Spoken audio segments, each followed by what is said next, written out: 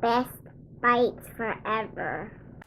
Hey everyone, I'm Chef Alicia, and in this video you'll learn how to make these roasted garlic and Parmesan red potatoes. Let's get started. The first thing that I'm going to do is roast some garlic. So here is my garlic clove, and unfortunately it's gotten just a little bit old and the leaves are falling off. This does work much better with fresh garlic, but I'm just going to be extra super duper careful when I cut my garlic, and what I'm doing here is just removing the very end of them and exposing them just a little bit. Once I get that done, I'm going to move all of my garlic over to a piece of aluminum foil, and I'm going to put some olive oil right on top along with a little bit of kosher salt and some freshly ground black pepper, and then I'm going to close this up into a nice tight little packet and get it ready to go into the oven. This is going into the oven at 425 degrees for 45 minutes. I'm just going to put it on the corner of my sheet pan that I'm going to be using for my potatoes. Next, I have some rosemary, and I'm just going to pull back on the leaves down the stem to remove them, and then I'm going to chop these up pretty finely and then set it over to the side. I'm cutting up my red potatoes either in halves or quarters depending on the size, so the bigger ones are getting cut into quarters like so, and they are being added into my bowl over here. Of course, I have already washed and scrubbed all of the potatoes. I'm adding the rosemary right into my bowl of red potatoes, and then I'm going to sprinkle them with some kosher salt, probably about 2 teaspoons, and then some freshly ground black pepper. I'm also going to add some olive oil over top of them. I'm using about 1/4 cup of extra virgin olive oil. Then I'm going to toss them around until everybody has a nice little oily coating on them.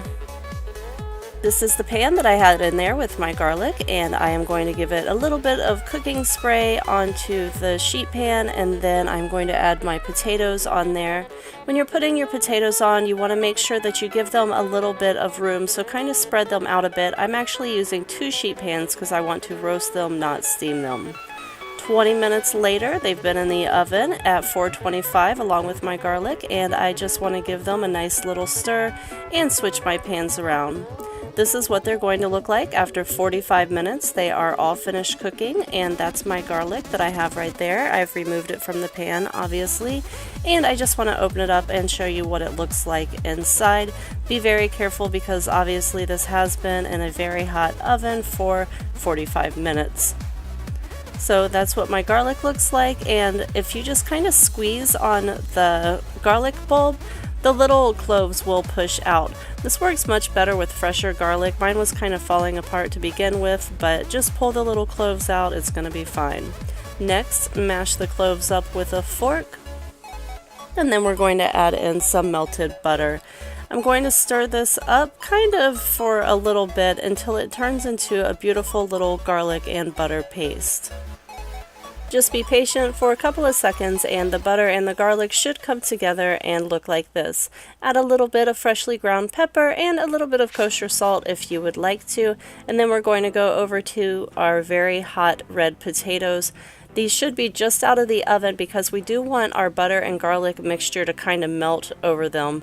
So I'm just putting all of my lovely garlic butter mixture right on top of my hot potatoes, and then I'm going to stir them around so that the butter and garlic gets all melty and good and mixed in with my potatoes. Once I get that done, I'm going to move this over to a plate. Obviously some color would look nice on the plate like fresh chopped parsley, but I'm out, so I'm using some dried herbs, and then I'm going to grate some fresh Parmesan right over the top, and these are ready to serve. Hi again everyone, thank you so much for watching my video. Please give it a thumbs up or a like or whatever you want to call it. Also share it with all of your friends because sharing is caring. And if you're not already a subscriber, please go ahead and click on the subscribe button and be a subscriber now because you don't want to miss any of the upcoming awesomeness that's coming because it's awesomeness.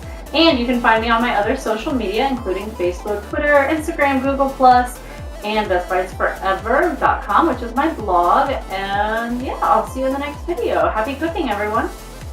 bestbitesforever.com